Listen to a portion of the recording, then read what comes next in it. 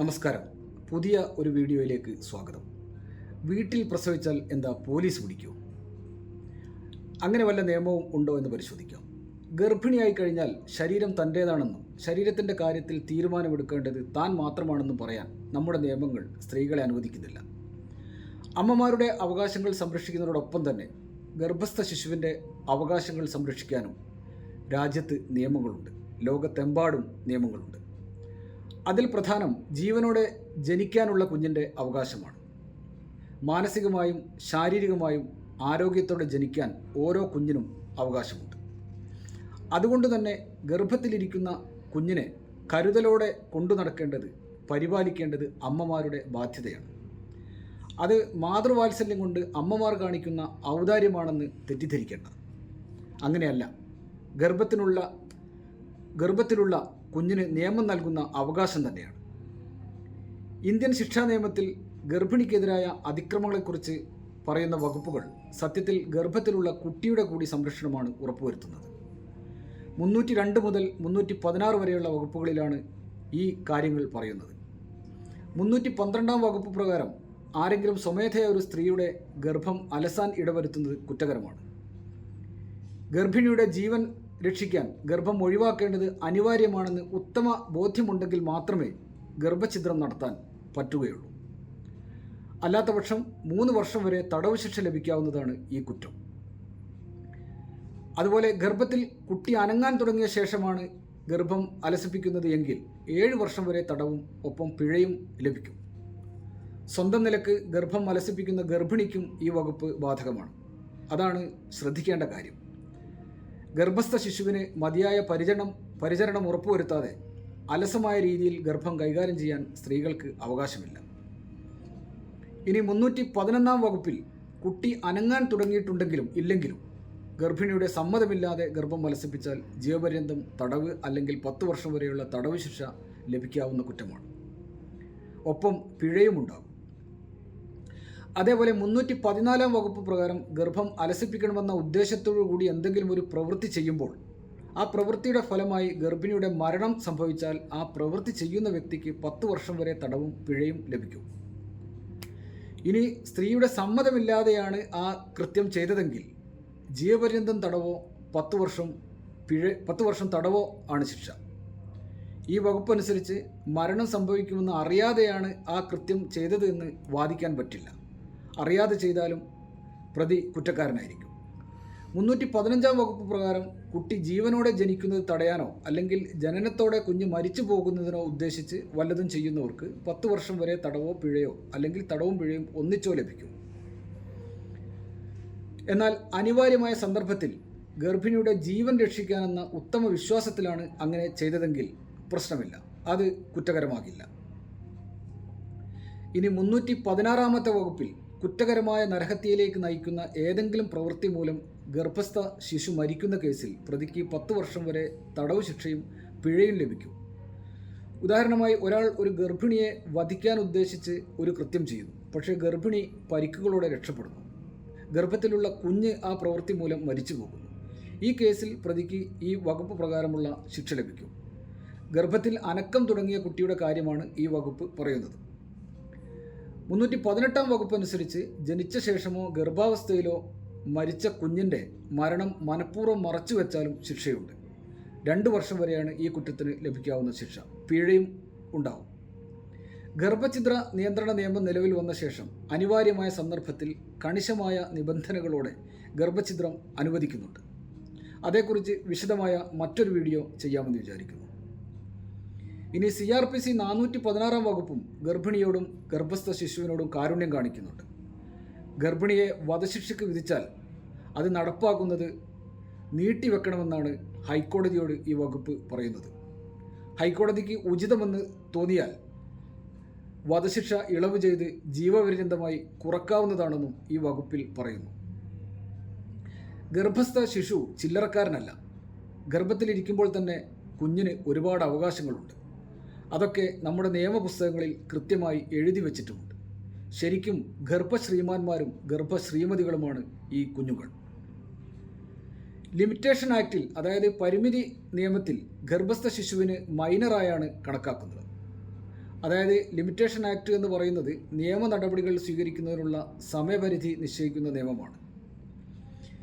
ഈ നിയമത്തിൽ ഗർഭത്തിലുള്ള കുട്ടിയെ പ്രായപൂർത്തിയാകാത്ത കുട്ടി എന്ന നിലയിലാണ് കണക്കാക്കുന്നത്.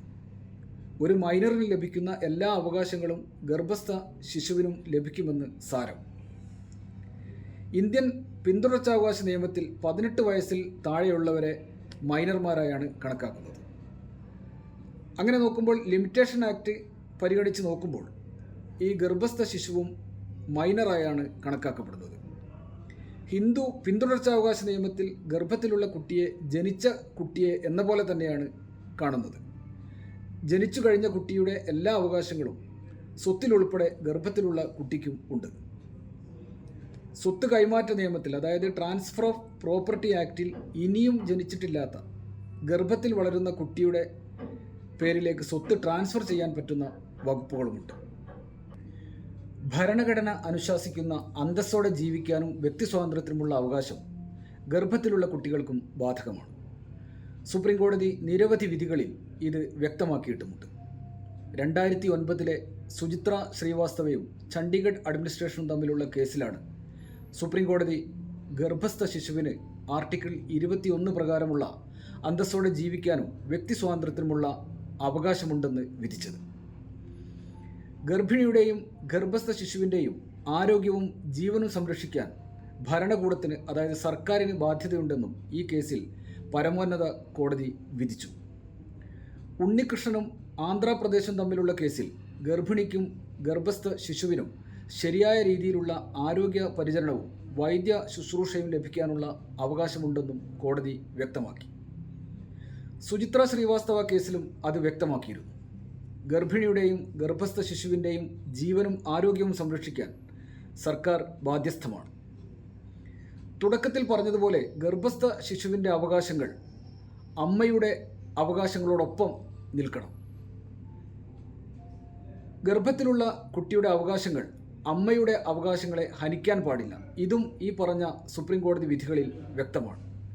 രണ്ടും സന്തുലിതമായിരിക്കണം.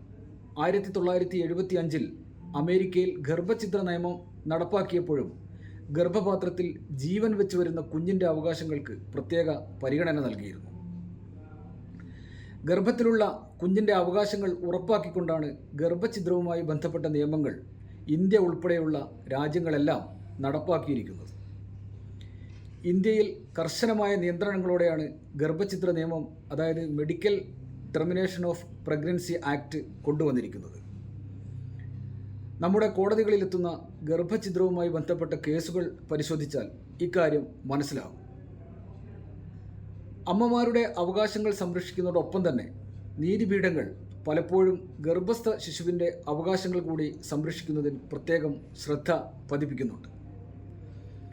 27 ആഴ്ച പ്രായമായ ഗർഭം അലസിപ്പിക്കാൻ അനുമതി തേടി സമർപ്പിച്ച ഹർജി സുപ്രീം കോടതി തള്ളിക്കളഞ്ഞത്, നിരാകരിച്ചത് ഏതാനും മാസങ്ങൾക്ക് മുമ്പാണ്.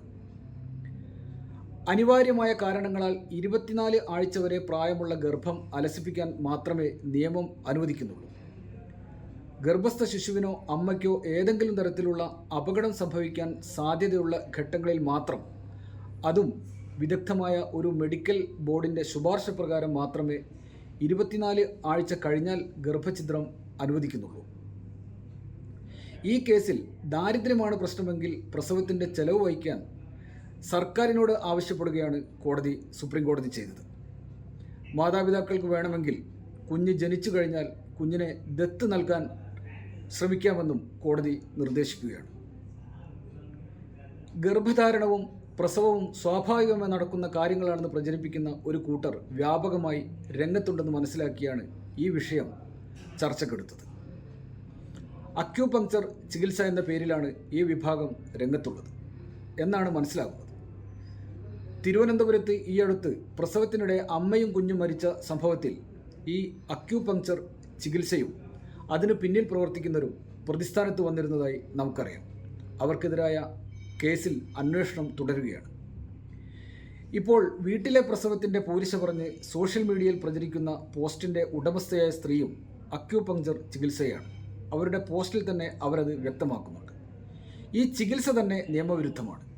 ഇവർക്ക് ഈ ചികിത്സ നടത്താൻ ഏത് നിയമമാണ് അനുവാദം നൽകിയിരിക്കുന്നത്? ചികിത്സ നടത്തേണ്ടത് ഡോക്ടർമാരാണ്. അതിന് മതിയായ യോഗ്യതയും പ്രാവീണ്യവും വേണം. മുംബൈ ഹൈക്കോടതിയുടെ ഒരു വിധി പ്രകാരം ഏതാനും വർഷം മുമ്പ് നാച്ചുറോപ്പതി പ്രാക്ടീസ് ചെയ്യുന്ന ഡോക്ടർമാർക്ക് അവരുടെ പേരിനൊപ്പം ഡോക്ടർ എന്ന് വെക്കാനുള്ള അനുവാദം കിട്ടിയിട്ടുണ്ട്. പക്ഷേ അത് വെക്കുന്നവർ, അങ്ങനെ ഡോക്ടർ എന്ന് പേരിന് മുമ്പ് ചേർക്കുന്നവർക്ക് ഉണ്ടായിരിക്കേണ്ട മിനിമം യോഗ്യത എന്താണെന്ന് 50 വർഷം മുമ്പ് തന്നെ സുപ്രീം കോടതി വ്യക്തമാക്കിയതാണ്. വിവരമോ നൈപുണ്യമോ ഇല്ലാത്ത ഡോക്ടർമാർ ചികിത്സ ഏറ്റെടുക്കരുതെന്ന് സുപ്രീം കോടതി പറഞ്ഞത് ലക്ഷ്മണൻ ബാലകൃഷ്ണ ജോഷിയും ത്രയംബക് ബാബു ഗോജിത് ബോലെയും തമ്മിലുള്ള കേസിലാണ്. കാലിൻ്റെ എല്ല് പൊട്ടിയ ഒരു കുട്ടിയെ ഡോക്ടർ അശ്രദ്ധമായി ചികിത്സിക്കുകയും മണിക്കൂറുകൾക്കുള്ളിൽ കുട്ടി മരിച്ചു പോവുകയും ചെയ്തതാണ് ഈ കേസിന് ആസ്പദമായ സംഭവം. ഈ ഡോക്ടർ വ്യാജ ഡോക്ടറൊന്നുമല്ല, അലോപ്പതിയിൽ ബിരുദവും മറ്റു യോഗ്യതകളും ഒക്കെയുള്ള ഡോക്ടർ തന്നെയായിരുന്നു. ആ കേസിൽ ഡോക്ടർമാരുടെ നൈപുണ്യമില്ലായ്മയെയും വിവരക്കേടിനെയും കുറിച്ച് കോടതി ഇങ്ങനെ പറയുന്നുണ്ട്. ആ വിധിന്യായത്തിൽ നിന്നുള്ള ഭാഗങ്ങളാണ്: വൈദ്യോപദേശവും ചികിത്സയും നൽകാൻ മുന്നോട്ട് വരുന്നവർ അതിനുള്ള വിജ്ഞാനവും വൈദഗ്ധ്യവും തങ്ങൾക്കുണ്ടെന്ന് വ്യംഗ്യമായ ഒരു പ്രലോഭനം, ഒരു സൂചന രോഗികൾക്ക് നൽകുന്നുണ്ട്. ഒരു രോഗിയെ പരിശോധിക്കുമ്പോൾ അത്തരമൊരു വ്യക്തിക്ക് ചില കടമകളുണ്ട്, ചില ഉത്തരവാദിത്തങ്ങളുണ്ട്. ആ കേസ് ഏറ്റെടുക്കണമോ എന്ന് തീരുമാനിക്കുന്നതിലും എന്ത് ചികിത്സയാണ് രോഗിക്ക് നൽകേണ്ടത് എന്ന് തീരുമാനിക്കുന്നതിലും ആ ചികിത്സ നടപ്പാക്കുന്നതിലും സൂക്ഷ്മത പാലിക്കാനുള്ള ഉത്തരവാദിത്തമാണ് ഈ കടമകൾ കൊണ്ട് ഉദ്ദേശിക്കുന്നത്. ഇതിൽ ഏതെങ്കിലും ഒരു ഉത്തരവാദിത്തത്തിൽ വീഴ്ച വരുത്തിയാൽ ആ ഡോക്ടർക്കെതിരെ നിയമ നടപടി സ്വീകരിക്കാൻ ബന്ധപ്പെട്ട അധികാരികൾക്ക് അവകാശമുണ്ടാവും, അതിനുള്ള അധികാരമുണ്ടാവും. ഓരോ കേസിൻ്റെയും സാഹചര്യത്തിനനുസരിച്ച് ന്യായമായ സൂക്ഷ്മതയും ശ്രദ്ധയും പുലർത്തേണ്ടതുണ്ട്. 1969 സുപ്രീം കോടതി ഈ വിധി പുറപ്പെടുവിച്ചത്. ഈ വിജ്ഞാനവും വൈദഗ്ധ്യവും ഇല്ലാതെ പോയതുകൊണ്ടാണ് കേരളത്തിൽ പ്രകൃതി ചികിത്സക്ക് പ്രസിദ്ധനായ ഡോക്ടർ ജേക്കബ് വടക്കഞ്ചേരി കുടുങ്ങിപ്പോയത്. തൻ്റെ അറിവില്ലായ്മയും വൈദഗ്ധ്യക്കുറവും അശ്രദ്ധയും മൂലം ഒരു രോഗി മരിക്കാനിടയായ കേസിൽ 4 ലക്ഷം രൂപ ആ രോഗിയുടെ ആശ്രിതർക്ക് നഷ്ടപരിഹാരം നൽകാൻ കോഴിക്കോട് ജില്ലാ ഉപഭോക്തൃ തർക്ക പരിഹാര ഫോറം ഡോക്ടർ ജേക്കബിനോട് വിധിക്കുകയുണ്ടായി. ഏത് വിശ്വാസത്തിൻ്റെ പേരിലായാലും ഏത് ചികിത്സയുടെ പേരിലായാലും ഗർഭിണിക്കും ഗർഭത്തിലുള്ള കുഞ്ഞിനും അപകടം വരുത്തുന്നത് കടുത്ത ശിക്ഷ ലഭിക്കുന്ന കുറ്റമാണെന്ന് മറക്കാതിരിക്കുക. മതിയായ യോഗ്യതയില്ലാതെ ചികിത്സിക്കുന്നതും നിയമവിരുദ്ധമാണ്. നിയമ നടപടികൾ നേരിടേണ്ടി വരും. അപ്പോൾ വീട്ടിൽ പ്രസവിക്കാൻ ഒരുങ്ങുന്നവർ ചിന്തിക്കേണ്ട കാര്യങ്ങൾ ഇതൊക്കെയാണ്. അമ്മയും കുഞ്ഞും ജീവനോടെ ഉണ്ടാകണം. കണ്ട അണ്ടനും അടകോടനും പറയുന്നത് കേട്ടാൽ അപകടം സംഭവിക്കും. എന്തെങ്കിലും പറ്റിയാൽ കുരുക്കാൻ ഇവിടെ നിയമങ്ങളുണ്ട്. ജാഗ്രത. വീണ്ടും നിയമവുമായി ബന്ധപ്പെട്ട മറ്റൊരു വീഡിയോയുമായി കാണാം. നന്ദി, നമസ്കാരം. ചാനൽ സബ്സ്ക്രൈബ് ചെയ്യണമെന്ന് ഒരിക്കൽ കൂടി അഭ്യർത്ഥിക്കുന്നു.